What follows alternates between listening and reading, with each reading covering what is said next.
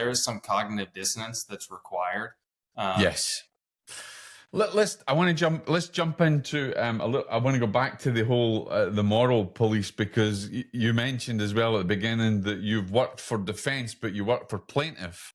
So I guess what I want to, do you find that difficult? Because maybe you're in a case, John, you've looked at the documents, you clearly see that there's a case that warrants the plaintiff, but the defense are stronger and they win, but you know that it should have went the other way. How do you reconcile that in your own mind, or do you just segregate yourself from it and you just do a job?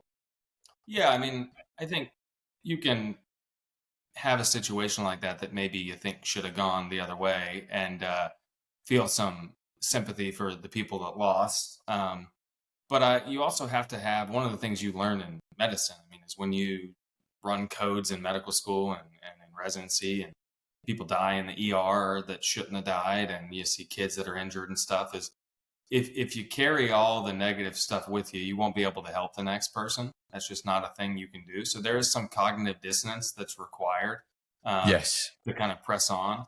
And that's not the same as stuffing everything down and never thinking about it, but there's some level of processing. Did I do my job? Did I do the best that I could do? Is there something I should do different next time? And that's it. And at the end of the day, that's kind of how it works with what I do in medicine. If someone in the ER does a great job getting someone stabilized, and they get to me and they need some spine surgery and the outcome wasn't as great, the ER doc can't be mad. They did everything they could do.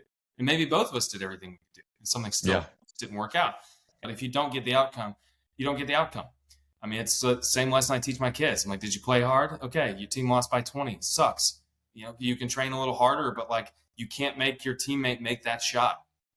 It is what it is, and you've just got to accept it and roll with the punches and keep rolling on. You do. You can't let that define whether you have a good day or bad day, or good month or bad month. That's not how you define your own internal success. Or at least I don't think you can, if you want to have a sustainable career and a happy life.